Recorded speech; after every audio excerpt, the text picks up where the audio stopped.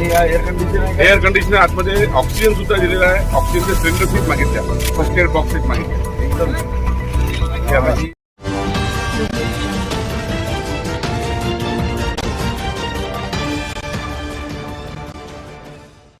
हिंगणघाट विधानसभा क्षेत्राचे आमदार समीरजी कुनावार यांचा स्थानिक विकास निधी कार्यक्रम 2020-21 अंतर्गत विधानसभा क्षेत्रातील उपजिल्हा रुग्णालय हिंगणघाट, कुटीर रुग्णालय समुद्रपूर, प्राथमिक आरोग्य केंद्र पोहना, प्राथमिक आरोग्य केंद्र नंदोरी, प्राथमिक आरोग्य केंद्र गिरड, प्राथमिक आरोग्य केंद्र सिंदी रेल्वे, प्राथमिक आरोग्य केंद्र हमदापूर एकूण 7 सुसज्ज रुग्णवाहिकेचे लोकार्पण महाराष्ट्र राज्याचे माजी अर्थमंत्री सुधीरजी मुनगंटीवार यांच्या प्रमुख उपस्थितीत हिंगणघाट येथील निखाडे भवन येथे दिनांक 18 जुलै रोजी रविवारी दुपारी संपन्न झाला.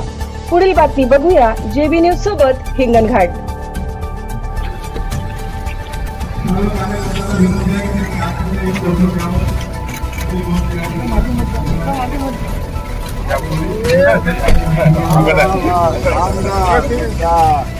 नमस्कार. नमस्कार.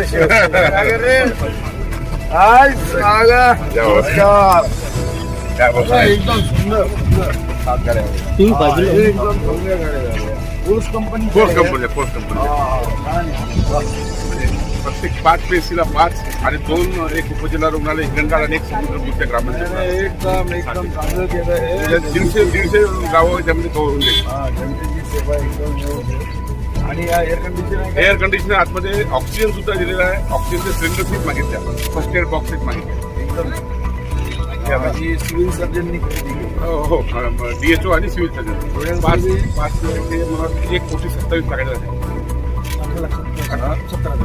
18,70,000 फक्त तुम्ही याच्यावर जेंबर घेतला काही जेंबर घेतलं काही स्वस्त झालं ना. याची किंमत 30 लाखाची जवळपास आहे. हो स्वस्त पडलं. बंधू भगिनींनो, माझ्या जीवनामध्ये या 10 वर्षामध्ये मी अनेक काही कामं छोटे मोठे करू शकलेलो आहोत. आमदार होऊन आता मला ही दुसरी गरज आहे आणि आपल्या आशीर्वादाने आपण मला या ठिकाणी विधानसभेमध्ये निवडून दिलं. पण या 7 वर्षामध्ये अनेक कामं, चांगले कामं, मोठे कामं करण्याचा मी प्रयत्न केला. पण आजचा जो लोकार्पण सोहळा आहे हा माझ्या असलेल्या सर्व जीवनातल्या कामामधल्या पहिल्या 4-5 कामामधला एक आजचा हा लोकार्पण सोहळा आहे की आज या ठिकाणी अँब्युलन्स आपण या ठिकाणी देतो आहे. आपल्याला सर्वांना माहिती आहे कोरोनाची प्रचंड लाट आपण तर पहिली अनुभवली. पहिल्या लाटेमध्ये आपल्याला काही वाटलं नाही. पहिली लाट कोरोना म्हणून काय तेवढा काही खूप त्रास झाला नाही. काही लोकांना त्रास झाला पण खूप काही ग्रामीण भागापर्यंत कोरोना पहिल्या लाटेमध्ये पोहोचला नाही. पण दुसरी लाट एवढी भयानक आली आणि ती केव्हा आली समजलं पण नाही. आणि दुसऱ्या लाटेमध्ये पाहता अशी परिस्थिती आली. मधले 15 दिवस असे भयानक होते की मला रोज सकाळपासून संध्याकाळपर्यंत 25 ते 50 फोन यायचे रात्री 10, 11, 12 वाजेपर्यंत. भाऊ अँब्युलन्स पाहिजे, भाऊ बेड पाहिजे, भाऊ ऑक्सिजन पाहिजे. अरे ऑक्सिजन किती आहे? 80 आहे, 76 आहे, 90 आहे, 85 आहे, घसरून राहिलेला आहे. इकडे माझं BP शुगर वाढत होतं आणि त्यांचे फोन यायचे त्या माणसाला बेड मिळाला पाहिजे, त्या माणसाला ट्रीटमेंट मिळाली पाहिजे, हा माझा प्रयत्न होता. आणि गेले 25 दिवस मी रोज कागद पेन डायरी घेऊन बसत होतो आणि एक फोन केल्याबरोबर लगेच त्याच फोनवर कॉन्फरन्सवर इथल्या चासरकर साहेबांना, इथं बसलेल्या सर्व डॉक्टर मंडळी, चासरकर साहेबांना कॉन्फरन्सवर घ्यायचं. बेड खाली आहे का?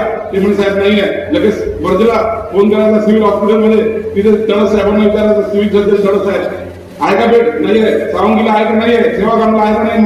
त्या ठिकाणी जोड द्यायचं, मग ते म्हणजे पाठवा, मग त्या ठिकाणी पाठवायचं. असं करत 1 महिना गेला. पण अशा काळामध्ये अनेक लोकांचे प्राण आपण वाचवू शकलो. पण दुर्दैवानं अनेक लोकांचे प्राण गेले. मी त्यांचे म्हणजे माझ्याजवळ जवळपास 400 ते 500 लोकांची हिस्ट्री आहे. आधी माझ्याजवळ हिस्ट्री आहे. आधी माझ्या मोबाईलमध्ये कमीत कमी 70 ते 100 मेसेज असतील की जे ज्यांचे फक्त कोरोनाचे मेसेज होते बेडसाठी वगैरे, मी अजूनही डिलीट केले नाही. मग मी ते लिहून ठेवायचं आणि मग जसा बेड उपलब्ध होईल त्याप्रमाणे आपण त्यांना मिळवून द्यायचं. काही लोकांना नागपूरला पाठवलं, पण नागपूरला आपण पाठवू शकत नव्हतो. नागपूरचं बिल लाखो रुपये येत होतं आणि म्हणून त्यांना शासकीय ट्रीटमेंट मिळावी हा माझा उद्देश आहे. आणि म्हणून मग आपण हिंगणघाटमध्ये तातडीनं ही व्यवस्था केली. आमदार निधीमधून मी शासनाला विनंती केली होती की या ठिकाणी आपण 100 बेडचं हॉस्पिटल करून द्या. पण कुठली शासनाकडून मदत मिळाली नाही. मग आमदार निधीमध्ये आपण मागच्या मार्च मध्ये हिंगणघाटला 50 बेडचं एक हॉस्पिटल तयार केलं. हिंगणघाटचे जे डॉक्टर आहेत, डॉक्टर मरोठी, डॉक्टर मानधनिया, डॉक्टर चाचरकर आणि मी स्वतः यांच्यासोबत आम्ही मिटिंग झाली आणि मी डॉक्टर मरोठी आणि मानधनियाला सांगितलं की तुम्ही आम्हाला यादी बनवून द्या की सामान्य माणसाला जर आपल्याला ट्रीटमेंट द्यायची असेल तर कोणते कोणते औषधी आणि कोणते कोणते तुम्हाला उपकरण लागतात, यंत्र लागतात ते सांगा. मग ती यादी त्यांनी बनवून दिली चाचरकर साहेबांना आणि ती यादी आमदार निधीमधून मी त्यांना उपलब्ध करून दिली आणि त्या ठिकाणी 50 बेड आपण ऑक्सिजन सहित त्या ठिकाणी दिले आणि दुसऱ्या लाटेमध्ये हे पूर्ण कामी आले. नंतर 50 बेड आपल्या पूर्ण भरून गेले. प्रश्न पडला की आता पुन्हा रोज पेशंट येत आहे, काय करायचं. मग अशा वेळेला आपण त्या ठिकाणी आव्हान केलं. मी म्हटलं ऑक्सिजन सिलेंडर पाहिजे. मी कलेक्टर मॅडमला फोन लावला. मी सगळीकडे ऑक्सिजन सिलेंडर कुठेही नाही. फक्त ऑक्सिजन सिलेंडरची किंमत 10,000 रुपये, 40,000, 50,000, 60,000 रुपये देऊन सुद्धा ऑक्सिजन सिलेंडर मिळत नव्हता. महाराष्ट्रात नाही, मध्य प्रदेशमध्ये नाही, तर कुठंच नाही, गुजरातमध्ये नाही. सर्व ऑक्सिजन सिलेंडर दवाखान्याने घेऊन टाकले. मग काय करायचं. माझ्या डोक्यामध्ये कल्पना आली काही ऑक्सिजन सिलेंडर जे मिळत नाही मेडिकलचे, तर आपण हे जे औद्योगिक क्षेत्रामध्ये वापरणारे जे ऑक्सिजन सिलेंडर हे आपल्याला वापरता येते का. म्हणून मी 3-4 तज्ञांना फोन केला. त्यांनी सांगितलं बिलकुल वापरता येते. उलट हे जे औद्योगिक क्षेत्रामध्ये जे वापरण्यासाठी जे सिलेंडर आहे हे आपल्या या सिलेंडर पेक्षा त्याचा ऑक्सिजन काही पडलं जास्त चांगला असतो असं मला जेव्हा कळलं तर लगेच मी मोहतामिलचे गिमाडेक्स, RSR मोहतामिल, PB टेक्सटाईल, शहाणे साहेब बघले आहे. मी यांना फोन केला. म्हटलं तुमच्याकडे सिलेंडर किती आहे. ते म्हणे माझ्याकडे यांनी मोजते सांगितलं 14 सिलेंडर आहे. म्हटलं पाठवून द्या. प्रशांत मोहतांना फोन केला, किती सिलेंडर आहे पाठवून द्या. त्याचप्रमाणे सगुना इंडस्ट्रीला फोन केला, किती सिलेंडर आहे पाठवून द्या. हे सिलेंडर जमा केले. हे सिलेंडर आम्ही काही मरोठीच्या हॉस्पिटलमध्ये दिले, काही इथं दिले आणि हे सिलेंडर जे औद्योगिक वापराचे सिलेंडर आहे हे सिलेंडर आपण इकडे वापरले. मध्यंतरी माझ्यावरती टीका झाली. काही आपल्या गावात जे विरोधी पक्षाचे लोक मित्र आहेत ते म्हणाले की यांनी सिलेंडर घेतले, फोटो काढले. अरे मूर्ख हो, फोटो काढले हा विषय नाही आहे. ते सिलेंडर या ठिकाणी चालतात हे आम्ही या ठिकाणी सांगितलं आणि आम्ही सिलेंडर आणले म्हणून आम्ही आता चाचरकर साहेब तुम्हाला सांगितलं हे सिलेंडर पाठवले म्हणून 50 बेड ते 90 बेड पर्यंत आम्ही या ठिकाणी घेऊन गेलो आणि 90 पर्यंत पेशंट हिंगणघाटच्या दवाखान्यामध्ये आम्ही भरती केले. 600 ते 650 पेशंट आपण या 1.5-2 महिन्यामध्ये आपण हिंगणघाटमध्ये आपण भरती केले आणि रोज कमीत कमी 50 वेळा माझं हॉस्पिटलमध्ये बोलणं व्हायचं, कलेक्टरकडे बोलणं व्हायचं की कारण की एक वेळ अशी आली होती की ज्या वेळेमध्ये सावंगी आणि सेवाग्राम हे दोन्ही मेडिकल कॉलेज पूर्ण हाऊसफुल झाले होते. त्यांनी सांगितलं होतं नो एंट्री, एकही पेशंट पाठवू नका. अशा वेळेला पेशंट येत होते. काही लोक दवाखान्याच्या पायरीवर तडफडत होते, मी बघितलेलं आहे. मग अशा वेळेला आम्ही ऑक्सिजन उपलब्ध करून इकडून ऑक्सिजन सिलेंडर आणि तिकडून असं करून आपण या ठिकाणी प्रयत्न केला आणि या लोकांना आपण त्या ठिकाणी भरती करून घेतलं. औषधी साठा आपण मागितला, शासनाकडून यायला वेळ होता. आमदार निधीमधून आपण औषधी साठा दिला. 50 बेड ते 90 बेड पर्यंत आपण त्या ठिकाणी आपण सर्व करून दिले. ग्रामीण भागातले जे PSC आहे तिथल्या डॉक्टरांना विचारलं तुम्हाला काय पाहिजे सांगा, ताबडतोब मला यादी पाठवा. यांनी आम्हाला काही दवा सांगितली की आम्हाला काही औषधी पाहिजे, काही साहित्य पाहिजे. ते साहित्य आल्याबरोबर ताबडतोब यांना साहित्य उपलब्ध करून दिलं. ग्रामीण भागातली मग सिंधी रेल्वे असो, पोहना PSC असो, जे काही जेवढं PSC आहे त्या सर्व PSC ला ज्या THOनी आम्हाला सांगितलं त्याच्यात आम्ही साहित्य त्यांना उपलब्ध करून दिलं. आणि हे सर्व करत असताना माझ्या लक्षामध्ये एक आलं की मला अनेक ठिकाणी मला एक नारायणपूर आहे, नारायणपूर इथे आपल्या समुद्रपूर नारायणपूर संजीव डेली माहित आहे. त्या नारायणपूरला एक फोन आला मला, भाऊ म्हणे 12 वाजता पेशंट आहे, सिरियस आहे. 12 वाजता फोन केला, अजून ऍम्ब्युलन्स झाली नाही. मग मी इकडे DHO साहेबांना सांगितलं साहेब तिथे ऍम्ब्युलन्स पाठवा, अर्जंट आहे, पेशंट आहे. रात्री 10 वाजता ऍम्ब्युलन्स गेली.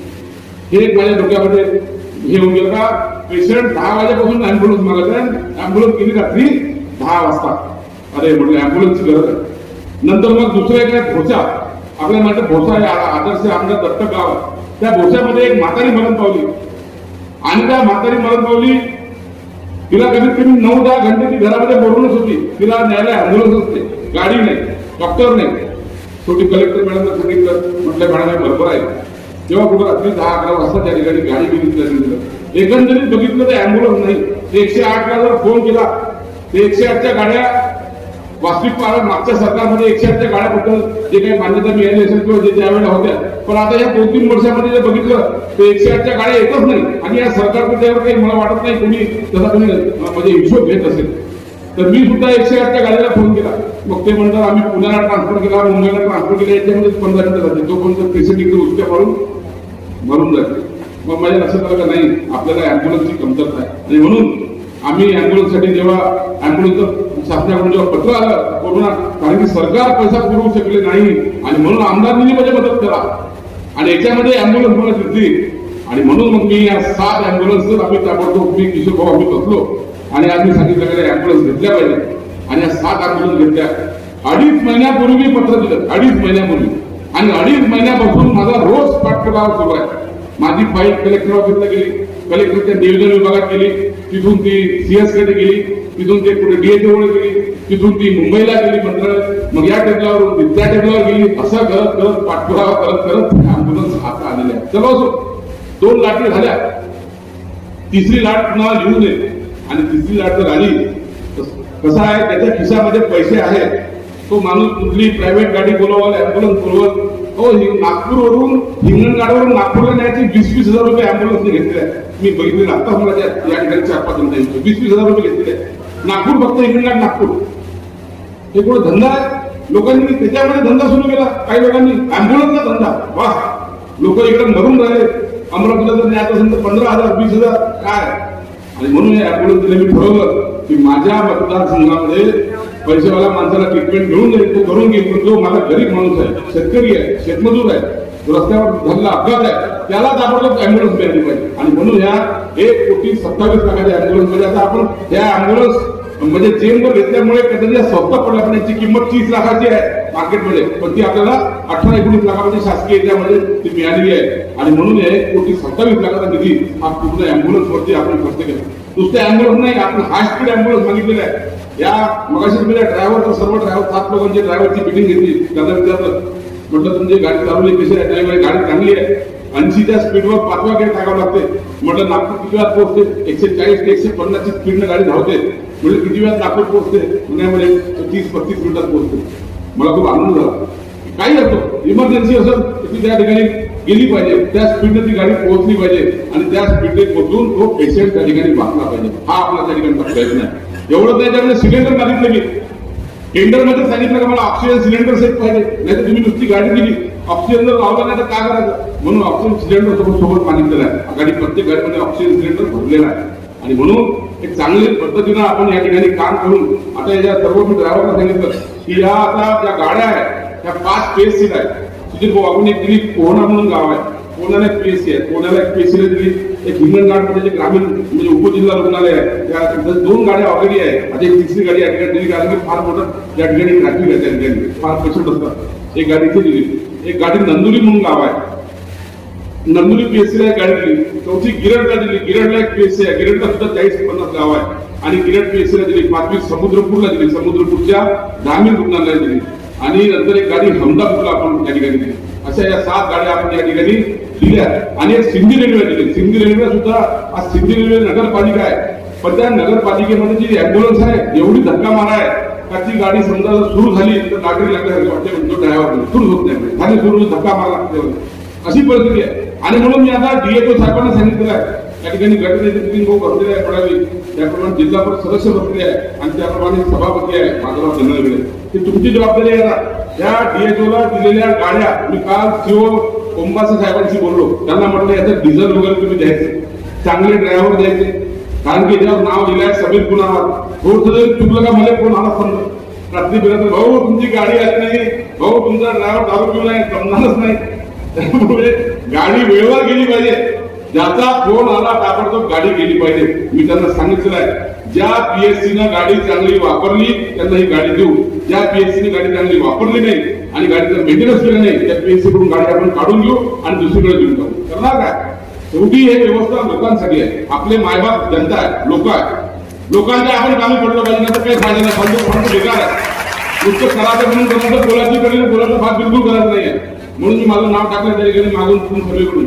कोणी गावात जर गाडी काही पोहोचली नाही पोहोचली त्या ड्रायव्हरवर कारवाई झाल्याचं राहणार नाही. आणि म्हणून एक चांगलं काम, आदर्श काम या मतदारसंघामध्ये या माध्यमातून करायला पाहिजे. रुग्णसेवा, ईश्वर सेवा, रुग्णसेवेपेक्षा मोठं काही नाही.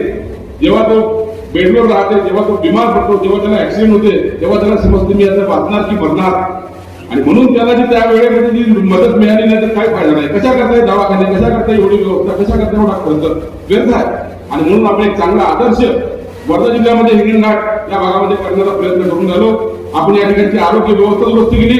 हिंगणघाटमध्ये भाऊ आमच्या इथं उपजिल्हा रुग्णालय आहे, ट्रामा केअर सेंटर आहे. आता ट्रामा केअर सेंटर सुरू झालेलं आहे. या ठिकाणी सर्व डॉक्टर सुद्धा आहे.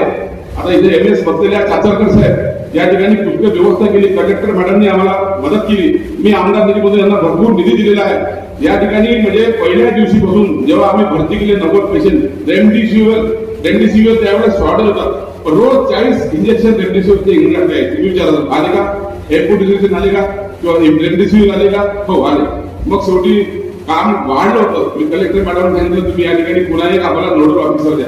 मग कलेक्टर मॅडमनी नोडल ऑफिसर हिंगणघाटच्या या सरकारी दवाखान्यामध्ये दिल्या. त्यांचं नाव होतं पराजे मॅडम, नायक तहसीलदार, त्या पण डॉक्टर आहेत. आणि रोज तिसऱ्या दिवशी 14 दिवशी यांची माझी बैठक व्हायची आणि काय मदत पाहिजे आणि या पद्धतीने आपण हा दवाखाना आपण त्या ठिकाणी चालवण्याचा प्रयत्न केला. कोरोनाचे 600 ते 700 पेशंट या ठिकाणी भरती होऊन गेले. मला आनंद वाटतोय. काही ऑक्सिजन पेशंटची भरतीची व्यवस्था नव्हती आणि हिंगणघाटच्या IMA डॉक्टरला मी सुद्धा धन्यवाद देतो की मी आवाहन केलं होतं सर्व IMAच्या डॉक्टरला. त्याच्यामध्ये डॉक्टर निलेश कोठारी असेल, डॉक्टर मरोठी असेल, मानधनिया असेल, गावठी असेल, करवा असेल, सर्व डॉक्टरांना मी आवाहन केलं होतं की तुम्ही रोज या दवाखान्यामध्ये व्हिजिट द्या आणि त्या ठिकाणी व्हिजिट देऊन इथे जे 90 पेशंट आहेत त्या 90 पेशंटला कोरोनाची ट्रीटमेंट बरोबर होत आहे किंवा नाही हे तुम्ही बघा. आणि मग त्यांनी रोज 2 तास त्या ठिकाणी दिले आणि त्याच्यानंतर मी त्यांच्याशी बोलायचो. काय म्हणते गुजर नाही साहेब बरी आहे, औषधी पूर्ण आहे का? हो आहे. मी त्यांच्याकडून क्रॉस चेकिंग करून घेतलं. असं करून आपल्या इथे 600-700 पेशंट दुरुस्त झाले. अनेक लोक मरण पावले कारण की ते उशिरा आले. ज्यांचं ऑक्सिजन लेवल एकदम कमी झालं होतं त्याच्यानंतर ते हिंगणघाटमध्ये आले. त्यामुळे अनेक लोक मरण पावले.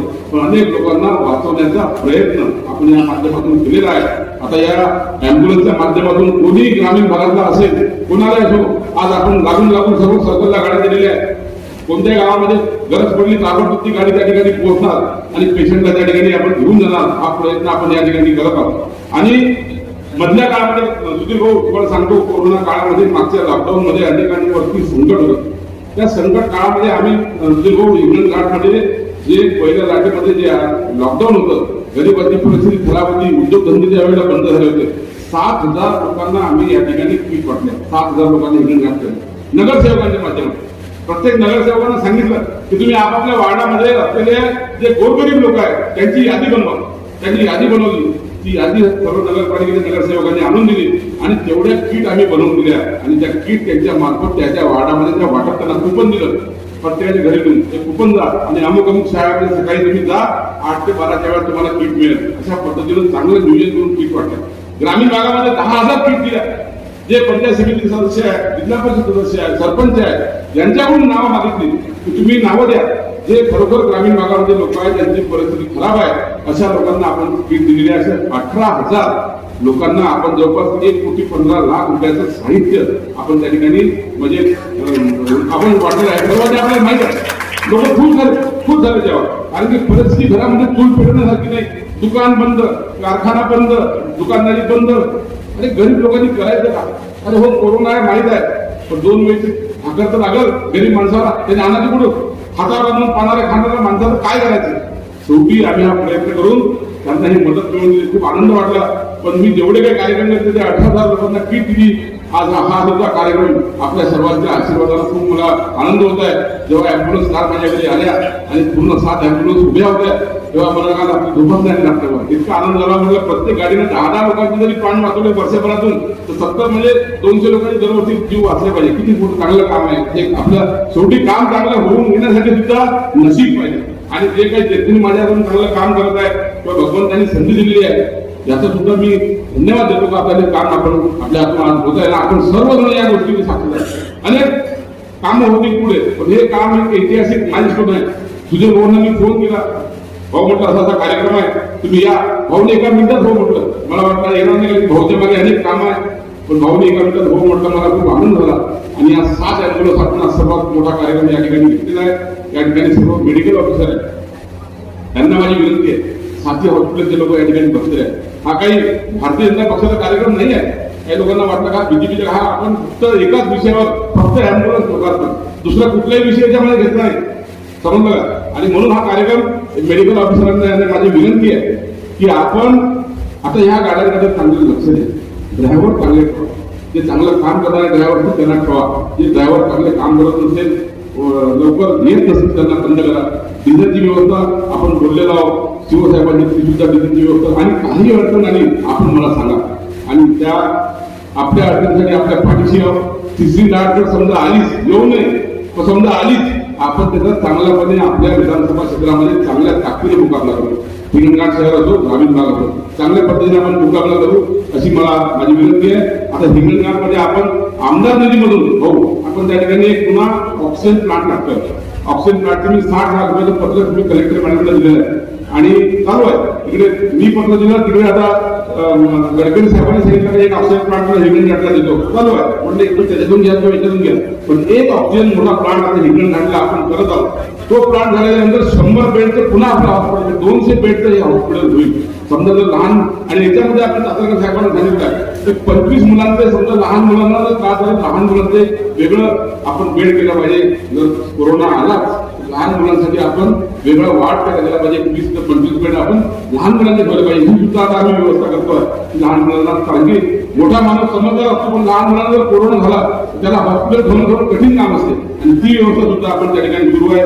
येत्या काही दिवसामध्ये तो ऑक्सिजनचा प्लांट त्या ठिकाणी आता होणार आहे, त्याच्या माझ्या मी लागलेलो आहोत. असो बंधूंनो, हे आपण आपला मतदारसंघामध्ये आरोग्याच्या सुविधा चांगल्या मिळाल्या पाहिजे हा प्रयत्न करतो. समुद्रपूरमध्ये मी आता त्या दिवशी पत्र दिलंय. समुद्रपूरचं जे आपलं ग्रामीण रुग्णालय आहे, छोटं आहे, आणि त्या ठिकाणी 30 किंवा 40 बेडचं हॉस्पिटल आपल्याला करायचं आहे. आणि म्हणून मी त्या दिवशी अशोक चव्हाण साहेबांना पत्र दिलं, भाऊ त्याच्यामध्ये आम्हाला तुमची मदत पाहिजे. तुमचं एक शिफारस पत्र अशोक चव्हाण साहेबांना, तुमचे मित्र आहेत मला माहिती आहे, तुम्ही त्यांना एक फोन करा की आम्ही समुद्रपूरला 15 कोटी रुपयाची मागणी केलेली आहे. कारण की त्या ठिकाणी जागा नाही, त्यामध्ये बांधकाम करायचं जागा आहे, फक्त 15 कोटी रुपये त्यांनी आमचं इमारत विस्तार करून द्यावी समुद्रपूरची. आणि आपण मी पत्र तुम्हाला देणार आहोत. अशोक चव्हाण साहेबांना जर सांगितलं तर 15 कोटी त्या ठिकाणी पुन्हा एक बांधकाम करू, आणि त्या ठिकाणी सुद्धा समुद्रपूरला अद्ययावत व्यवस्था आपण समुद्रपूरला करू. कारण की समुद्रपूरला 155 गावं समुद्रपूर तालुक्याच्या आजूबाजूची आहे. त्या गावातल्या आलेल्या जे काही पेशंट असेल त्यांना तिथेच त्या ठिकाणी ट्रीटमेंट आपल्याला करता आली पाहिजे, हे माझं आता स्वप्नपूर्त आहे, आणि यासाठी आपण प्रयत्न करत आहोत. बंधू भगिनींनो, आपण सर्व माझे हात आहात, आणि तुम्ही माझे सर्व काम करणारे आपण, तुम्ही आणि मी काय आमदार म्हणून नाही, मी कार्यकर्ता आहे तुमच्या, तुम्ही मी काय वेगळं, तुम्ही एकच आहोत, पण आपण सर्व आहात. तुमच्या या मागच्या तुमचा भक्कम पाठिंबा माझ्या मागे पाठीशी आहे, पक्षाच्या पाठीशी, आणि म्हणून आपण पुढे काम करण्याची एक म्हणता म्हणजे पूर्वी एक इच्छा ही तयार होते, आणि आपण आज इथपर्यंत आपण पोहोचलेलो आहोत. पुढे आपण चांगलं काम करू. मधल्या काळामध्ये ठीक आहे, आता तो आज काही राजकीय व्यासपीठ नाही आहे, त्यामुळे राजकारणात काही भाषण या ठिकाणी मी करणार नाही. अनेक गोष्टी बोलायच्या होत्या, ठीक आहे, आपण पुन्हा केव्हा बोलू. आपण आता एकच करू की आपापल्या गावामध्ये आपण सर्व लोकप्रतिनिधी आपापल्या गावामध्ये एकच तुम्ही शपथ घ्या. नगरसेवक असेल, नगरसेविका असेल, पंचायत समिती, जिल्हा परिषद, आपल्या गावातलं लसीकरण 100% करा. दोन्ही डोस झाले पाहिजे. आता डोस उपलब्ध होत आहे, आणि माझं गाव हे 100% लसीकरण झालं पाहिजे, म्हणजे जेणेकरून जर तिसरी लाट आली तर आपल्या गावामध्ये काही जरा खूप मोठा असर होणार नाही. हा प्रयत्न आपण करा, कारण की कोरोनाचा काही भरोसा नाही आहे. पहिल्यांदा लाटीच्या जर आपण थोडं गाफील होतो, सेकंड आली, आणि तिसरी जर आता खतरनाक जर लाट पुन्हा आली, त्याच्यामध्ये तो कोणता लांबडा नावाचा एक विषाणू आता सापडलेला आहे, तो 29 देशामध्ये आहे असं टीव्ही मध्ये आपल्याला दिसत आहे. आणि म्हणून आपल्याला या विषयाची परीक्षा घ्यायची नाही. म्हणून आपापल्या गावामध्ये, आपापल्या वार्डामध्ये, आपापल्या प्रभागामध्ये असलेल्या लोकांसाठी जाऊन त्याचं लसीकरण करून द्या. कारण की अनेक लोकांना त्याची जाणीव नाही आहे की हा किती खतरनाक आहे. ज्याला झाला त्याला माहित आहे कोरोना किती खतरनाक आहे, पण ज्याला झाला नाही, कायचा कोरोना, दुसरा कोरोना असे म्हणणारे लोक, असे म्हणणारे काही लोक वरते गेले की पाहिलेले आहेत. समजलं का? कोणतं गाव? संजय भाऊ, ते कोणत्या गावातली वस्तू त्या गावामध्ये त्या आशा वर्करला सांगितलं कुठं कोरोना आहे काय, त्याची पाठर यांचं गाव संजय भाऊ, त्या गावामध्ये एक रोजगारग्रस्त, आणि तो नेहमी आशा वर्करला म्हणायचा कुठं कोरोना आहे, कायचा कोरोना आहे, चिमच्या कोरोना आहे का, असं तो म्हणायचा नेहमी. त्याला कोरोना झाला, तो लगेच मेलाही. त्यामुळे आपल्याला त्याची काही परीक्षा घ्यायची नाही. आपण आपल्या गावात, आपण तुम्ही लोकप्रतिनिधी आहात, माझं गाव, माझा वार्ड हा आपल्याला कोरोना मुक्त करायचा आहे. आणि म्हणून सोशल डिस्टन्सिंग ठेवणे, काळजी घेणे, त्रिसूत्रीचं पालन करणे, आणि 100% व्हॅक्सिनेशन करणे हा आपण प्रयत्न करू. कारण की लोक अडचणीत आहेत, भाऊ, खूप अडचणीत आहे. शेतकऱ्याची परिस्थिती तुम्हाला थोडक्यात सांगतो भाऊ. मागच्या वर्षी आमच्या भागातले 100% सोयाबीन गेलं. म्हणजे सोयाबीन लोकांनी पेरल्यानंतर सोयाबीन पुन्हा लोकांना काढायचं कामच नाही पडलं, त्यांनी नांगरून टाकलं. म्हणजे 90% ते 95% लोकांनी सोयाबीन नांगरलं. कापूस नुकसान झालं, गुलाबी, कोंडळी आणि कोंडसड एवढं मोठं दोन्ही नुकसान शेतकऱ्यांचं झालं. त्याच्यानंतर जनावरांवरती लंपी रोग आला. त्या गावागावामध्ये जनावर लंपी रोगाने त्रस्त होते, शेतकरी त्रस्त होते आणि डॉक्टर ट्रीटमेंट करत होते आणि वरतून हा कोरोना आला. असं तिन्ही संकट मागच्या वेळेला आमच्या या ग्रामीण भागामध्ये मोठ्या प्रमाणात झाला. पण शासकीय काही मदत मिळाली नाही. मागणं सुरू आहे. तुम्हाला माहिती मी आता अधिवेशनामध्ये भाषणामध्ये हा मुद्दा ठेवला होता की कुठली मदत मिळाली नाही. माझी इच्छा आहे की याच्यामध्ये सरकारने मदत दिली पाहिजे. या ग्रामीण भागातल्या शेतकऱ्यांचं पूर्ण पंचनामे सुद्धा झालेले आहेत आणि पंचनामे झालेले आहेत. पंचनामे माननीय मुख्यमंत्र्यांच्या आदेशाने झालेले आहेत आणि पंचनामे करून कलेक्टर महोदयांनी वर्धा जिल्ह्याचा रिपोर्ट हा मुंबईला पाठवलेला आहे. 178 कोटी रुपयाची ती डिमांड आहे की बाबा 178 कोटी रुपये हे शेतकरी याच्यामध्ये या क्रायटेरियामध्ये बघतात. त्यांचा पंचनाम्यामध्ये नुकसान झालेलं आहे. पण अद्यापपर्यंत अजून त्याची मदत मिळाली नाही. माझा प्रयत्न सुरू आहे, भाऊ आम्हाला मदत करा. आमच्या वर्धा जिल्हा याच्यामध्ये बिलकुल नाही. वर्धा जिल्ह्याला काही मदत आली नाही. इथले हजारो शेतकरी या मदतीपासून वंचित आहे. वरतून इलेक्ट्रिकचा शॉक बसलेला आहे. आता हे 7-8 महिन्याचं बिल आलं नाही. कोरोना काळातलं जे बिल आलं ते इतकं भयानक आलेलं आहे. आता त्यामध्ये माझ्याकडे रोज ते 10 लोक येतात. भाऊ मला असं वाटतं का हिंगणघाट मधल्या कमीत कमी 500 लोकांची लाईन कापली आहे आणि अंधारामध्ये आहे 1 महिन्यापासून. कारण की पैसे भरू शकत नाही गरीब लोक. ठीक आहे, आता काही आपण प्रयत्न आपण हा करू की आपल्या लोकांना कशी मदत करता येईल हा प्रयत्न आपण या ठिकाणी करणार आहोत. तुम्हाला सर्वांना खूप खूप शुभेच्छा देतो. भाऊ यायला थोडा उशीर झाला तरी भाऊ आले हे माझ्यासाठी फार मोठी गोष्ट आहे. कारण की माझं मार्गदर्शक भाऊ आहे. भाऊ जे काम तिकडे सर्व चंद्रपूरमध्ये करतात त्या मागे मागे एक पॉईंट ठेवून तुमच्या मागे अंदाज काम भाऊ आम्ही या ठिकाणी करत आहोत. इच्छा आहे की हा मतदारसंघ प्रत्येक बाबतीमध्ये ग्रामीण भागातला पुढे गेला पाहिजे. इथल्या लोकांना मदत झाली पाहिजे. इथले आरोग्य व्यवस्था असो, शिक्षण व्यवस्था असो, ग्रामीण रस्ते असो, पाणी पुरवठा योजना असो, जेवढं काही शासकीय काम आहे ते काम चांगलं झालं पाहिजे. भाऊनी खूप मदत केली. मग अशी प्रेम वसंतांनी म्हटलं की 60 कोटी दिले. मग अशी गजूभाऊ बोलले की 9 कोटी दिले. अरे भाऊनी कमीत कमी 500 कोटी दिले आपल्याला. 500 कोटी विसरून गेले. जे रस्ते जे आता जसं तुम्ही बघितलं जे हॅम्पचे रस्ते आहे, जो रस्ता आता आपल्या मांडगावपासून सुरू झाला तरोड्यापासून तो मांडगावपर्यंत हा जो रस्ता झाला ते 50 कोटी भाऊने दिलेले आहे. तो आता नवीन रस्ता होता तिथून जर आपल्याकडे समुद्रपूर मधला जो सिमेंट रस्ता आणि समुद्रपूर ते गिरड जो रस्ता आहे तो रस्ता सुद्धा 180 कोटीचा भाऊनी दिलेला आहे. भाऊनी 500 ते 600 कोटीच्या वरती रस्ते आपल्या आता भाऊ एक घॅम जो होता जो आता कोर्टामध्ये गेला होता, जो आमचा घॅम नंबर 175 तो आता आपल्या कोर्टातून मॅटर सुटलेला आहे आणि तो आता काम सुरू होणार. तो आपल्या हिंगणघाटातून इकडून तो कुटकीपासून नांदगाव रस्त्यापर्यंत आणि हिंगणघाटवरून तो आता आपल्या नंदुरीचा रस्ता, नंदुरीवरून नंदुरी ते कोरा ते तिकडे खडसंगी असा जो रस्ता आहे तो भाऊने मंजूर केलेला आहे. पण त्याच्यामध्ये काय झालं होतं, टेंडर पण झालं होतं आणि ते कोर्टामध्ये हायकोर्टामध्ये मॅटर गेलं होतं. त्यामुळे 1.5 वर्षापासून ते रस्त्याचं काम थांबलं होतं. आता ती कोर्ट केस संपलेली आहे. त्याच्या सुद्धा आता आम्ही मागे लागलो होतो. भाऊने आपल्याला खूप पैसा दिलेला आहे, खूप निधी दिलेला आहे आणि भाऊ पुन्हा लवकरच सरकारनं पुन्हा भाऊच्या हातामध्ये तिजोरी येऊ आणि त्याची एक चाबी भाऊ देऊन एक चाबी आपल्याजवळ येऊ एक चाबी आपल्याजवळ येऊ आणि मला पुन्हा 200 ते 500 कोटी रुपये हिंगणघाटमध्ये आणून या ग्रामीण भागातले रस्ते 25-15 भाऊ तुम्ही दिले 25-15 पैसे सुद्धा आमचे काढून दिले. हो अर्धवट कामं पडलेले आहेत. ते सर्व सरपंच ग्रामीण भागातले चेहरे लहानसे करून आमचे कार्यकर्ते करणार काय. आता काही असो किती कठीण रात्र असेल, दिवस निघाल्याशिवाय राहत नाही लक्षात ठेवा. आणि म्हणून तुम्ही काय त्रास होत आहे कारण करा सुरेश निघलेगा समजेगा असं म्हणायला काही हरकत नाही. अटकचे शब्द आहे आणि ते होईल. आणि पुन्हा भाऊ या ठिकाणी आपले आदर्श भाऊ या ठिकाणी पुन्हा बसतील सरकारमध्ये आणि भाऊ आपल्याला हिंगणघाटसाठी भरपूर निधी या ठिकाणी देईल एवढी अपेक्षा करतो. पुन्हा सर्वांना चांगलं आयुष्य आरोग्य लावो अशी प्रभूची प्रार्थना करतो. भाऊ आले भाऊचं सुद्धा अभिनंदन करतो आणि माझे 2 शब्द समाप्त करतो. जय हिंद जय महाराष्ट्र.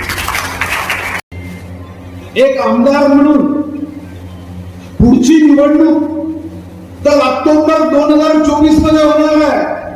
मी आज कोणतंही कार्य केलं नाही, काम केलं नाही आणि निवडणुकीच्या तोंडावर मग आपल्याला माहिती आहे जरी इथं दारूबंदी असेल तरी अनेक वर्ष तुम्ही आम्ही निवडणुका बघितल्या.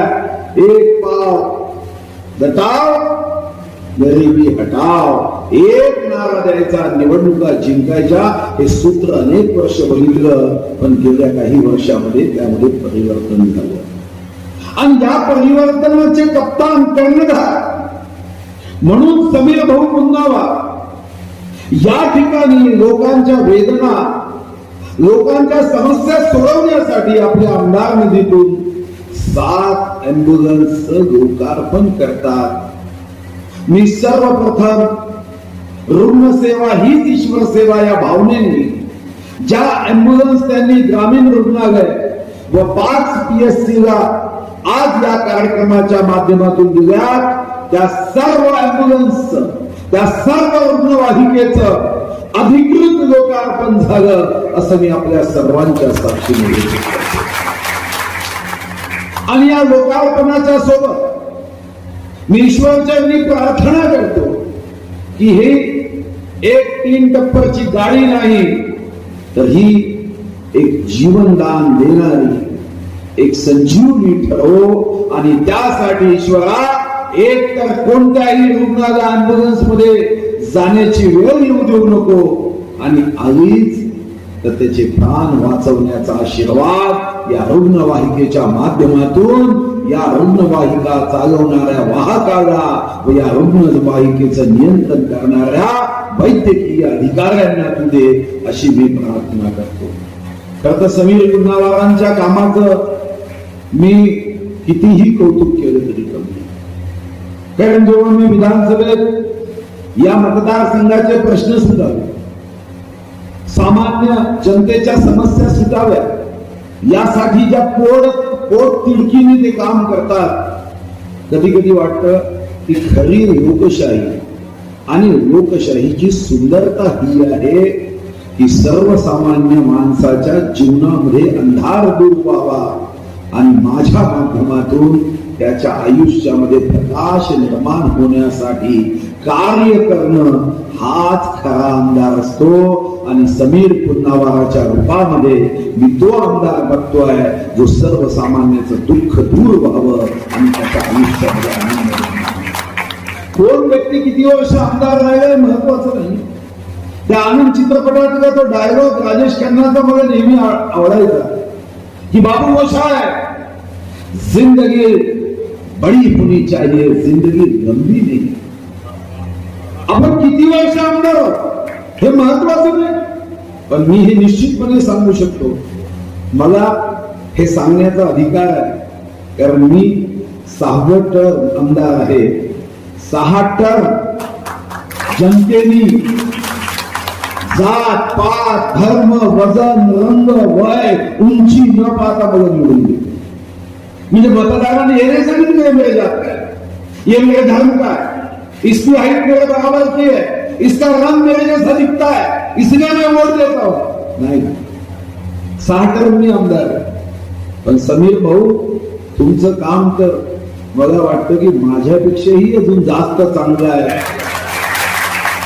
आणि म्हणून तुम्ही ज्या मार्गातून निघाला आहात, ज्या सेवाभावी वृत्तीने निघाला आहात, निवडणुका कधी येऊ द्या, जसं आपल्या धर्मामध्ये 8 चिरंजीव सांगितले आहेत, तसे काही आमदार सुद्धा चिरंजीव असतात. तुम्हीही त्या चिरंजीव आमदारापैकी एक राहाल असा विश्वास आज व्यक्त करताना आनंद होतो.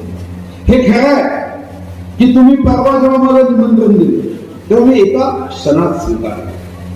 एका क्षणात यासाठी नाही स्वीकारलं की मी रिकाम आहे, मी यासाठी स्वीकारलं की आज अशा कार्यक्रमाची आवश्यकता आहे, अशा सेवाभावी वृत्तीची आवश्यकता आहे. कधीतरी लहानपणी मी हे ऐकलं की तुम्हीही ऐकलं की खाली हात आए है खाली हात जाना है. पण जेव्हा या 1.5 वर्षामध्ये या कोरोना महामारीमध्ये आपण स्वतःशी स्वतः संवाद करू लागलो, अनेक पुस्तकं वाचण्याचा योग आला, तेव्हा मग लक्षात आलं कि हे खरं नहीं है कि हम खाली हाथ आए थे, खाली हाथ जाना है, अतिशय खोटा है. शरीर खाली हाथ आया है, इंसान का बदन शरीर ये खाली हाथ आया और खाली हाथ जाएगा. आत्मा खाली हाथ नहीं आया है और खाली हाथ नहीं जाएगा। आत्मा पिछले जन्म के कर्म और संस्कार साथ में लेके आया है, और जब हम ये देह को छोड़ देंगे, शरीर को छोड़ देंगे, तो इस जन्म के कर्म और संस्कार ये अगले जन्म में ले जाएंगे। हे जेव्हा माझ्या लक्षात आलं तेव्हा निश्चितपणे समीर भाऊ, तुम्ही आज जे ॲम्ब्युलन्स देताय हा कर्माचा आणि संस्काराचा भाग आहे। हे कर्म आणि संस्कार आपण पुढच्या जन्मात सुद्धा घेऊन जातो, कारण यापेक्षा दुसरा कोणताही पुण्याचा मोठा मार्ग असू शकत नाही। 84 लक्ष योनीमध्ये श्रेष्ठ योनी मनुष्य यासाठी मानली नाही की 2 हात आहे, 2 पाय आहे, 1 मेंदू आहे। ती यासाठी मानली की जगातला कितीही शक्तिशाली प्राणी असेल, कितीही शक्तिशाली, हे खरं आहे की वाघ, मी वनमंत्री होतो, हा शक्तिशाली प्राणी मनुष्यापेक्षा शक्तिशाली आहे। म्हणजे कितीही आपण म्हणत असलो की मी शक्तिशाली आहे, जिम मध्ये 4 तास देतो, पण वाघासोबत कुस्ती ठेवा म्हणजे लक्षात येईल की शक्तिशाली।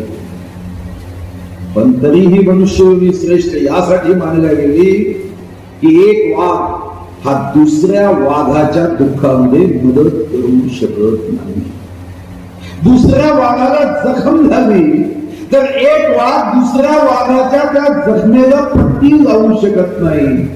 एक मात्र मनुष्य आहे, एक मात्र ही श्रेष्ठ योनी आहे की जिथं दुसऱ्याच्या दुःख आणि वेदना कमी करण्यासाठी आपण योगदान देऊ शकतो, कॉन्ट्रीब्युशन देऊ शकतो, सहकार्याचा हात पुढे करू शकतो, मदत करण्यासाठी त्याच्या पाठीशी उभं राहू शकतो। कारण हाच एक जन्म आहे ज्या जन्मामध्ये सर्वात जास्त पुढच्या जन्माचं पुण्याचं धन कमवण्याचा हा एकच 84 लक्ष योनीपैकी एकच संधी आहे, आणि ती म्हणजे मनुष्य। आणि आज कोरोनाच्या या महामारीची आवश्यकता समीर भाऊंनी सांगितलं ते खरं आहे, मी त्याचा साक्षीदार आहे की एखाद्या कोरोना रुग्णाला पैसे किती असेल 1.5 मिनिट होतं। म्हणजे एका घटनेचा तर मी स्वतः साक्षीदार आहे की आमच्या जिल्ह्याचा एक काँग्रेसचा नेता, म्हणजे ज्यांनी प्रत्येक निवडणुकीत मला विरोध केला, माझ्या विरुद्ध मतदान केलं, कुटुंबासहित हैदराबादला होते, श्रीमंत होते, कुटुंबासहित हैदराबाद, तिघांनाही कोरोना लागला। पैसे संपत्तीची कमतरता नाही, पण त्या हैदराबाद मध्ये त्यांना हॉस्पिटलमध्ये रूम मिळत नव्हती, बेड मिळत नव्हता। मला फोन केला, मी सहजपणे जो फोन जसा समीर भाऊ घेतात तसा मी प्रयत्न करतो की फोन घेतला पाहिजे, मदत केली पाहिजे, कारण ही संधी आहे। पुन्हा तर 83,99,999 योनीमध्ये आपल्याला आयुष्यात पुन्हा दुसरी संधी नाहीये काही करण्याची, ही एकच संधी आहे त्या पूर्ण जन्मासाठी योग्य पुण्याचं धन संग्रह करण्याची। आणि मला आठवते की त्यांनी मला खूप विरोध केला होता प्रत्येक निवडणुकीत, पण मग मी तिथं माझे एक मित्र होते जे आमदार होते, त्यांना फोन केला, त्यांना सांगितलं कुछ भी करो, कारण हीच तर खरी परीक्षेची वेळ आहे की यापेक्षा मोठी संधी नाही की आपल्या विरोधकाला मदत केल्यानंतर मला वाटतं की त्याचा एक आनंद अजून जास्त असतो। आणि मी त्याला मदत केली, त्या कुटुंबाला एका चांगल्या मोठ्या हॉस्पिटलमध्ये आम्ही एक रूम मिळवून दिली। त्याचे धन्यवादाचे फोन आले, मी विसरलो, कारण शेवटी रोजच आपण मदत करायचो, मी विसरलो। एक 10 दिवसांनी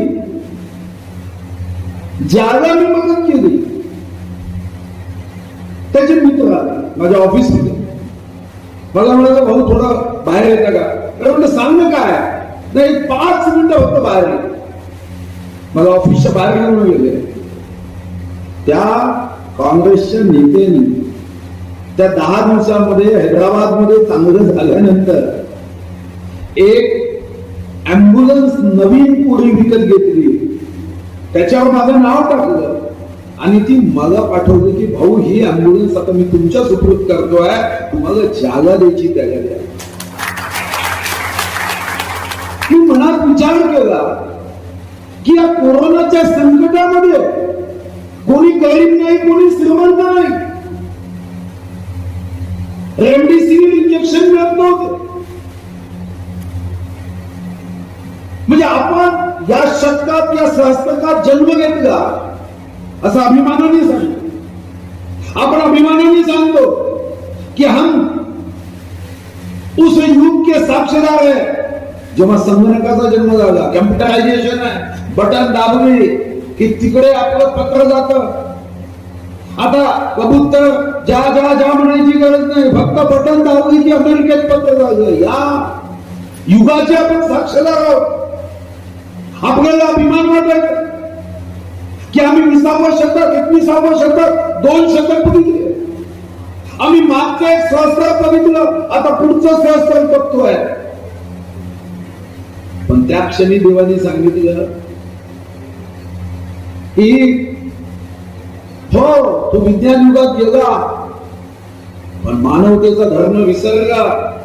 आणि मग लहानपणी आमच्या शाळेत एक शब्द म्हणायचे की माती के पुतले तुझे इतना गुमान क्यों है, माटी के पुतले तुझे इतना गुमान क्यों है.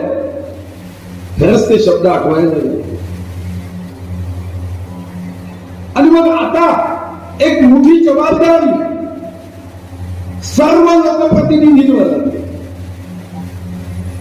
समीर भाऊ तर आपली लोकप्रतिनिधी म्हणून जबाबदारी उत्तम पद्धतीने पूर्ण करतात. पण जो जो लोकप्रतिनिधी उपस्थित असेल त्या सर्वांची जबाबदारी. पैशाची कमतरता नाहीये. मी बघितलं, मी माझ्या जिल्हाधिकाऱ्यांशी जेव्हा बोलतो या कोरोना महामारीच्या संकटाचा मुकाबला करायचा आहे, ते म्हणतात पैसे. म्हणजे पैशाची कमतरता महाराष्ट्रात नाही. आणि जेव्हा मी त्यांना आकडे सांगितले की आरोग्यासाठी इतके पैसे उपलब्ध आहे, आणि म्हणून मी पुन्हा एकदा समीर भाऊंनी तुमच्या लक्षात आणून देतो की आज तर तुम्ही अँब्युलन्स दिल्या, पण माझी अपेक्षा, आग्रह आणि विनंती आहे की या कोरोना महामारीच्या या संकटात आपत्तीत या आपत्तीला इष्टापत्ती करा. 26 मे 2014 देश गौरव, विश्व गौरव नरेंद्र मोदीजी देशाचे प्रधानमंत्री झाले. आणि सर्वात महत्वाची गोष्ट म्हणजे आरोग्य या विषयाला महत्व प्राप्त व्हायला लागले. स्वातंत्र्यानंतर 6 एम्स होत्या. या 7 वर्षात नवीन 13 एम्स सुरू झाल्या.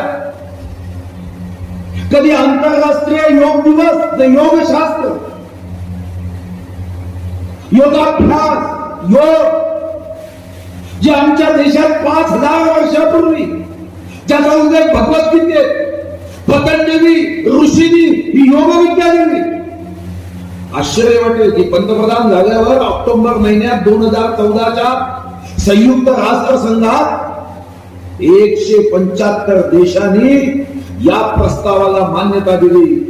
आणि वर्षातला सर्वात मोठा दिवस 21 जून जेव्हा उत्तरायण संपत दक्षिणायन सुरू होतं, तो 21 जून हा दिवस निवडला की आयुष्य याच दिवसासारखं सर्वात मोठं करायचं असेल तर आंतरराष्ट्रीय योग दिवसाच्या माध्यमातून समाजामध्ये योगाभ्यास व्हावा. इथंच थांबलं नाही. गरिबांचं जीवन म्हणजे जगायचं म्हणून जगत असतात, आत्महत्या करणं पाप आहे म्हणून मृत्यूची वाट बघत असतात. असं आयुष्य. संकट आलं आरोग्याचं, तब्येत खराब झाली, काय व्यवस्था. या ठिकाणी सुद्धा माननीय देश गौरव, विश्व गौरव नरेंद्र मोदीजींनी आयुष्यमान भारत योजना 5 लाख रुपयाचा आरोग्य सुरक्षा विमा कवच दिलं. 10 कोटी लोकांनी या क्षणापर्यंत फायदा घेतला. हे सुरक्षा कवच 50 कोटी लोकांपर्यंत. इथंच थांबले. त्यांनी सांगितलं की या देशामध्ये प्रत्येक पीएससी वेलनेस सेंटर, या देशामध्ये प्रत्येक पीएससी हे आरोग्यदायिनी केंद्र झालं पाहिजे. पण दुर्दैवाने आपल्या सर्वांचं लक्ष जरा या ठिकाणी कमी. शेवटी एखादी योजना तयार होते, निर्णय होतो, निधी असतो, पण त्या निधीचा शेवटच्या व्यक्तीच्या जीवनापर्यंत पोहोचवण्याच्या दृष्टीने आपले जरा रस्ते थोडे नॅरो आहेत. याला सुद्धा हायवे करण्याची आवश्यकता आहे. माझी तर आपल्या सर्वांना आग्रहाची विनंती आहे की या कोरोनाच्या संकटात 1,37,00,000 लोकांना महाराष्ट्रामध्ये आपला जीव गमवला. रोज आकडे वाढतात. कुटुंबाच्या कुटुंब उद्ध्वस्त झाली. घरी 3 वर्षाचा मुलगा आहे, 4 वर्षाची मुलगी आहे, आईचा वडिलाचा मृत्यू झाला आणि एकुलती एक 85 वर्षाची आजी आहे. एक क्षण मनात विचार करा. 10 टन एसीच्या सभागृहात सुद्धा आपल्याला घाम आल्याशिवाय राहणार नाही. किती 85 वर्षाची वयोवृद्ध आजी जिच्या हातात काठी आहे, 3 वर्ष आणि 4 वर्षाच्या त्या नातवांना तिने सांभाळायचं कसं? अजूनही अनेक प्रश्न आहे, समस्या आहे, ते आपल्याला पोहोचवावं लागतील. सरकारपर्यंत सांगण्याची आवश्यकता आहे. सरकार याचा अर्थ की आपण सरकारच्या कोणत्याही नेत्याच्या खिशातून पैसे मागत नाही की तू जमीन विक, तू दागिने विक, तू घर विक, तू फ्लॅट विक, तुझं अपार्टमेंट विक, तुझी इमारत विक. ही मागणी आपण करतो. आपण कोणत्याही मंत्र्याकडे जातो तेव्हा त्या मंत्र्याला असं सांगत नाही की तुझी 10 एकर जागा विक आणि पीएससी सेंटरला मदत कर. आपण हेच सांगतो की तिजोरी जनतेची आहे, हा जनतेच्या हक्काचा पैसा आहे आणि जनतेच्या हक्काच्या पैशातून जनतेचं हित होत नसेल तर मग लोकशाहीचं वस्त्रहरण मात्र आम्ही होऊ देणार नाही. ही भावना आम्हाला तुम्हाला मनामध्ये चेतवण्याची आवश्यकता आहे. आज राज्यामध्ये 6,500 कोटी वॅक्सिनेशनचे वाचले. 6,500 करोड वॅक्सिन तर केंद्राने फुकट दिली. मी मागे लागलो हे 6,500 कोटी हे आरोग्यासाठी खर्च करा. आता पैसे वाचलेच ना वॅक्सिनचे. केंद्र सरकारने डिझास्टर मध्ये 4,294 कोटी रुपयाच्या प्लॅनला मान्यता दिली. ज्या डिझास्टर मॅनेजमेंट मध्ये 25% राज्याचे आणि 75% केंद्राचे असतात.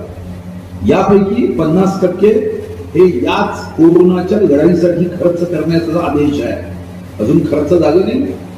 जागृतपणे लक्ष द्या की हा पैसा आपल्या पीएससी पर्यंत येतो आहे की नाही, की कुठं मधामध्ये एखादा आधुनिक शुक्राचार्य हे पैसे अटकवत आहे आणि आधुनिक शुक्राचार्य विदर्भाच्या हक्काचे पैसे अटकवत असेल, आरोग्याच्या हक्काचे पैसे अटकवत असेल तर त्या शुक्राचार्याचा डोळा गर्भानी फोडला.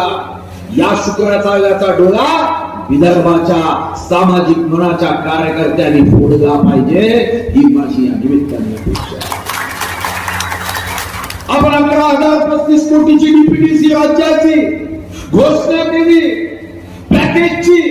त्या पॅकेज मध्ये तुम्ही सांगितलं की 11,035 कोटी पैकी 3300 कोटी आम्ही आरोग्यासाठी देऊ.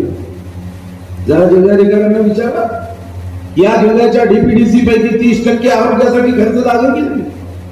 काल मी जिल्हाधिकारी मोदयांना घेऊन बसलो चंद्रपूरच्या. माझ्या लक्षात आलं की सारी तरफ सामसूम दिला. काही लोकांना नियम माहित नाही, काही लोकांना नियम माहिती आहे पण हमदर्द का टॉनिक सिंकारा ते काही उत्साहात नाही, एनर्जी नाही, ऊर्जा नाही, सुस्त बसले. जनता त्रस्त आणि काही अधिकारी, मी सर्व अधिकारी म्हणून, कारण काही अधिकाऱ्यांनी हातावर प्राण घेऊन या संकटात रुग्णसेवा केली. कोरोना योद्धा म्हणून हा माझा परिवार आहे, हा रुग्ण माझ्या परिवाराचा हिस्सा असं काम केलं. काही अधिकारी पत्थर के सनम चित्रपट होता त्या चित्रपटाच्या हिरो सारखे पत्थर का सीना घेऊन काम करतात. अशा प्रसंगात आम्हाला जनतेने निवडून दिलं ते व्हिजिटिंग कार्ड छापण्यासाठी नाही. आम्हाला जनतेने निवडून दिलं ते घरासमोर पाटी लावण्यासाठी नाही. आम्हाला जनतेने निवडून दिलं ते आम्हाला फक्त पद हे पदाचं मुकुट लावण्यासाठी नाही. आणि मी तर या विभागाच्या जनतेला धन्यवाद देतो की या विभागाच्या जनतेने लोकप्रतिनिधी म्हणून तुमच्यासारख्या कोहिनूर हिऱ्यापेक्षा किमती अशा नेतृत्वाला निवडून की जे कोहिनूर हिऱ्यापेक्षा माझ्यासाठी किमती असे लोकप्रतिनिधी या मतदारसंघात आमदारापासून जिल्हा परिषद पासून पंचायत समिती नगर परिषद सभापती म्हणून निवडून दिला आहे. मी या निमित्ताने हेच विनंती करण्यासाठी आलो आहे, सांगायला आलो आहे की पैशाची कमतरता महाराष्ट्रात नाही. 3300 कोटी हे डीपीडीसीचे आरक्षित केलेले पैसे, 2100 कोटी डिझास्टर मॅनेजमेंट मध्ये गेले. आरोग्य विभागाचं बजेट आहेच आहे, मेडिकल एज्युकेशन विभागाचं बजेट तेही आहे. केंद्र सरकारने जेव्हा सध्या अटल बिहारी वाजपेयी आमच्यामध्ये नाही, जेव्हा असा विषय आला की आरोग्य हा विषय कोणाचा, तर संविधानामध्ये आरोग्य हा विषय राज्यात. पण तेव्हा अटल बिहारी वाजपेयींनी संविधानातले जे राज्याचे विषय होते विशेष बाब म्हणून त्या विषयावर लक्ष केंद्रित करण्याचा निर्णय केला. त्यापैकी एक विषय होता national health mission, NRHM, national rural health mission. हे दोन मिशन श्रद्धा अटल बिहारी वाजपेयींनी आरोग्यासाठी सुरू केले. सर्व शिक्षा अभियान, शिक्षण हा विषय राज्याचा होता, पण माननीय अटलजींनी सर्व शिक्षा अभियान यालाही पैसे द्यायला सुरुवात केली. आणि माननीय गडकरीजी एक सामान्य कार्यकर्ते होते. माननीय गडकरीजी माजी राज्याचे बांधकाम मंत्री होते, पण त्यांचा नाव लौकिक इतका झाला होता की तेव्हा श्रद्धे अटल बिहारी वाजपेयींनी माननीय गडकरींना एक आमदार असतानाही निमंत्रित केलं. माननीय गडकरींसोबत मलाही जाण्याचा योग आला. सुधेंद्र कुलकर्णी आज जे भाजपचा विरोध करतात, पण ते अटल बिहारी वाजपेयींच्या मार्गदर्शक मंडळात होते. आणि विषय आला, मान्य गडकरीजींनी या देशाच्या ग्रामीण भागाचे रस्ते जोडण्यासाठी केंद्राने पुढाकार घ्यावा असं सांगितलं. सुधींद्र कुलकर्णी म्हणाले, अरे अपना विषय नाही आहे, हे जे पंतप्रधान ग्राम विकास योजना आहे ही माननीय अटलजीची देण आहे. पण या अटलजीची देण ही माननीय गडकरींनी सुधींद्र कुलकर्णीची त्या बैठकीत मांडत सांगितलं की ग्राम का रास्ता, गांव का रास्ता ये राज्यों के अधिकार में होगा. पण आज स्वाधीनता के बाद भी हम गांव को जोड़ने वाला बारमाही रास्ता नहीं कर पाए. हमको ये करना होगा, चाहे संविधान में ये राज्य का अधिकार होगा, मगर इस समय केंद्र ने उसमें आगे जाना चाहिए. आणि तेव्हा पंतप्रधान ग्राम विकास योजना ही नवीन योजना जन्माला आली, जी राज्याची होती. आणि आज जेव्हा मी विधानसभेत प्रश्न विचारतो तेव्हा भाजपचं सरकार येण्याच्या ऐवजी अगोदर म्हणजे आपलं सरकार 96ला 13 दिवसाचं, 98ला 13 महिन्याचं आणि 99ला 5 वर्षाचं आलं. पण 98च्या अगोदर तुम्हाला आश्चर्य वाटेल की या राज्यामध्ये महाराष्ट्र प्रगत राज्य, पण या महाराष्ट्र राज्यात फक्त 61% गावं ही 8 माई किंवा 12 रस्त्यांनी जोडण्यात आली होती. आज हे अभिमानाने आपण सांगू शकतो की 99.99% रस्ते हे 8 माई किंवा 12 माई, याचा अर्थ WBM किंवा डांबरी किंवा सिमेंट रस्त्याने जोडल्या गेल्या. हे श्रद्धे अटल बिहारी वाजपेयींनी या देशाच्या ग्रामीण भागाची सेवा करण्यासाठी केलेला हा निर्णय होता. आज आपल्याला हाच वारसा पुढे न्यायचा आहे. आणि हा वारसा पुढे नेताना मी निश्चितपणे सांगेल की समीर भाऊ, तुमचं काम हे कौतुकास्पद आहे, अभिनंदनीय आहे. इतर लोकांनी आपल्या या कामापासून काही मंत्र घ्यावा असं काम आहे. आज आपण या 7 अँब्युलन्स लोकार्पित करत असताना मी हृदयापासून मनापासून तुम्हाला शुभकामना देतो. तुमच्या मतदारसंघाच्या विकासालाही शुभकामना देतो. इथं आल्यानंतर आमचे संचालन करणारे मित्र म्हणाले की भविष्यात तुम्ही मंत्री व्हावं, जे व्हायचं ते देव ठरवतील.